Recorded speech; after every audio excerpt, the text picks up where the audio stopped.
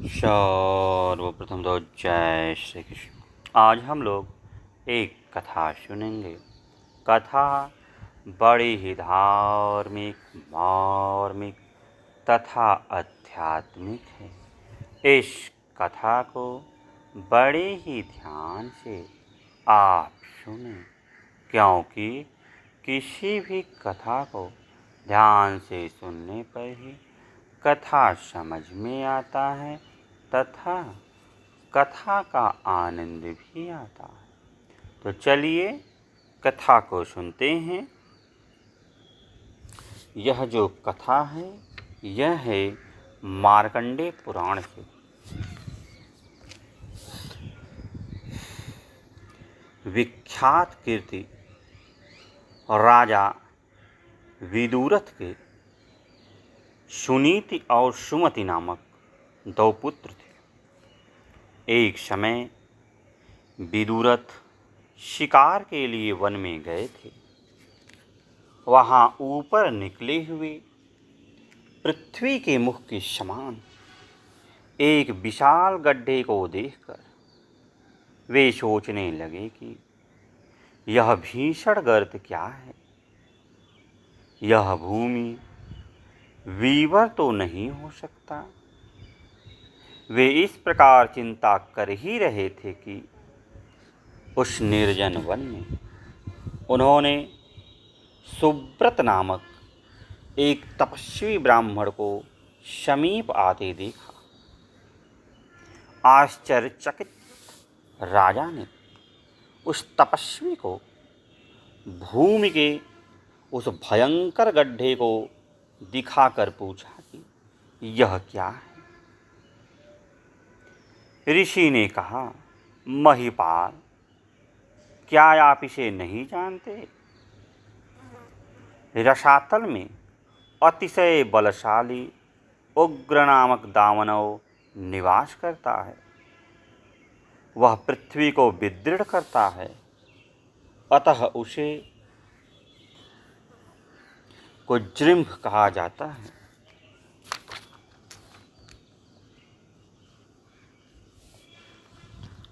पूर्व काल में विश्वकर्मा ने सुनंद नामक जिस मूसल का निर्माण किया था उसे इस दुष्ट ने चुरा लिया है।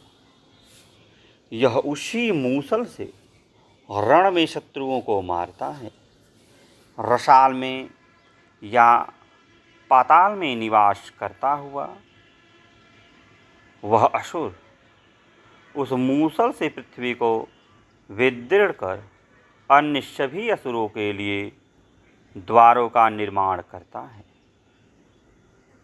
उसने ही उस मूसल रूपी शस्त्र से पृथ्वी को इस स्थान पर विदृढ़ किया है। उस पर विजय पाए बिना आप कैसे पृथ्वी का भोग करेंगे? मूसल रूपी आयुधारी महाबली उग्र यज्ञों का विध्वस्त देवों को पीड़ित और दैत्यों को संतुष्ट करता है। यदि आप पाताल में रहने वाले उस शत्रु को मारेंगे तभी सम्राट बन सकेंगे। उस मूसल को लोग शौनंद कहते हैं।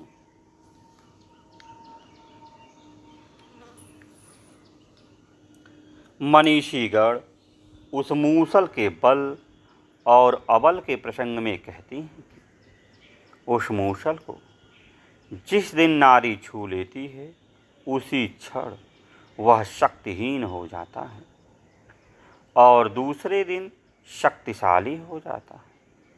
आपके नगर के समीप में ही उसने पृथ्वी में छिद्र कर दिया है।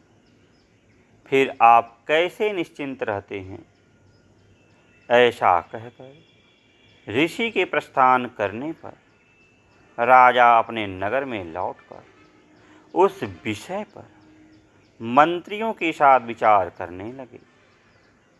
मूसल के प्रभाव एवं उसकी शक्तिहीनता आदि के विषय में उन्होंने जो कुछ सुना था वह सब मंत्रियों के सम्मुख व्यक्त किया। मंत्रियों से परामर्श करते समय राजा के समीप में बैठी हुई उनकी पुत्री मुदावती ने भी सभी बातें सुनी।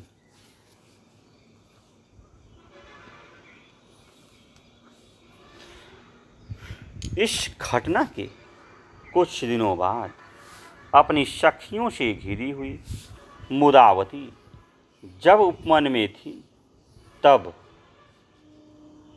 कुज्रीभ दैत्य ने उस वयस्क कन्या का अपहरण कर लिया।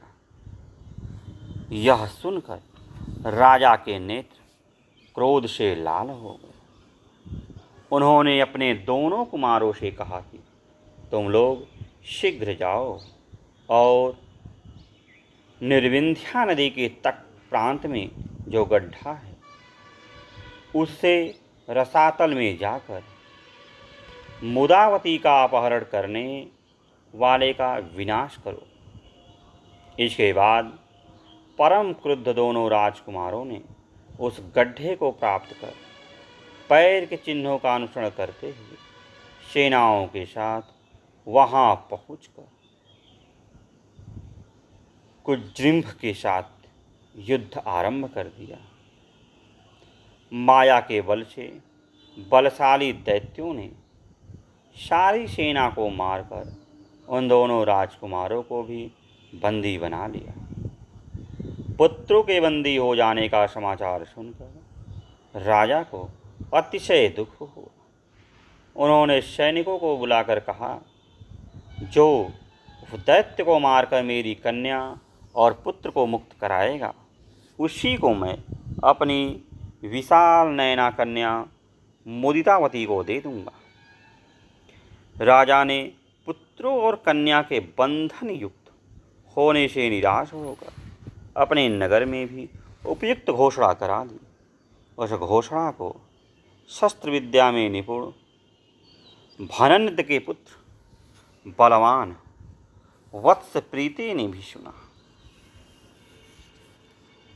उसने अपने पिता के श्रेष्ठ मित्र महाराज से विनयावनत प्रणाम कर कहा, आप मुझे आज्ञा दें, मैं आपके प्रताप से उस दैत्यों को मारकर आपके दोनों पुत्रों और कन्या को छुड़ा लाऊंगा।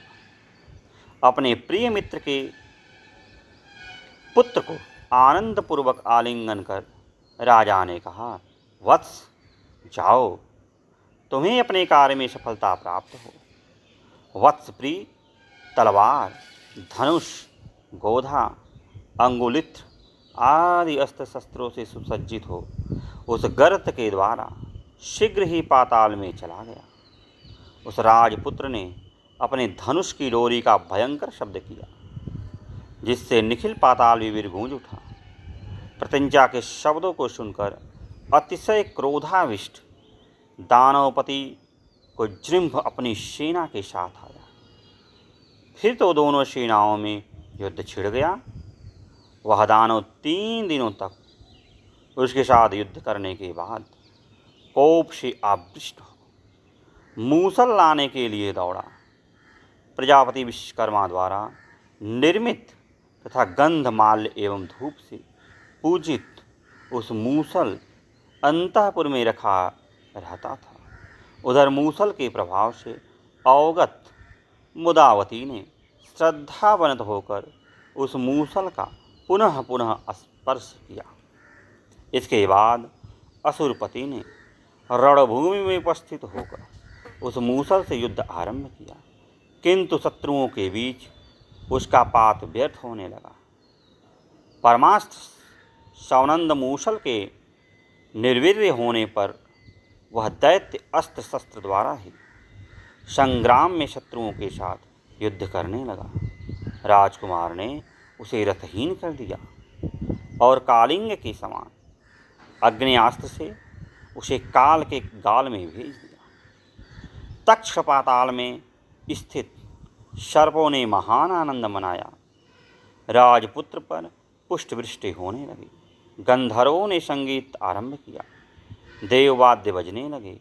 उस राजपुत्र ने दैत्य का विनाश कर सुनीति और सुमति नामक दोनों राजपुत्रों एवं कृशांगी मोदावती को मुक्त किया। कोज्रिम्भ के मारे जाने पर शेष नामक नागराज भगवान अनंत ने उस मूसल को ले लिया। उन्होंने अतिशय आनंद के साथ शौनंद मूसल का गुण जानने वाली मोदितावती नामक शौनंदा रखा। राजपुत्र वत्सप्रिय भी दोनों राजकुमारों और राजकन्याओं को शीघ्र ही राजा के पास ले आया और उसने प्रणाम कर निवेदन किया, तात, आपकी आज्ञा के अनुसार आपके दोनों कुमारों और मोदितावती को मैं छुड़ा लाया हूँ। अब मेरा क्या कर्तव्य है, आज्ञा प्रदान करें। राजा ने कहा, आज मैं 3 कारणों से देवों के द्वारा भी प्रशंसित हुआ हूँ। प्रथम, तुमको जमाता के रूप में प्राप्त किया। द्वितीय, शत्रु विनिष्ट हुआ। तृतीय, मेरे दोनों पुत्र और कन्या वहाँ से अक्षत शरीर पुनः लौट आए। राजपुत्र, आज शुभ दिन में मेरी आज्ञा के अनुसार तुम मेरी पुत्री सुंदरी मोदावती का प्रीतिपूर्वक पाणी ग्रहण करो और मुझे सत्यवादी बनाओ। वत्स प्रीति ने कहा, तात की आज्ञा का पालन मुझे अवश्य करना चाहिए, अतः आप जो कहेंगे मैं उसका पालन करूँगा।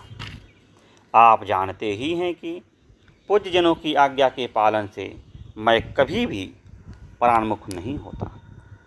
इसके बाद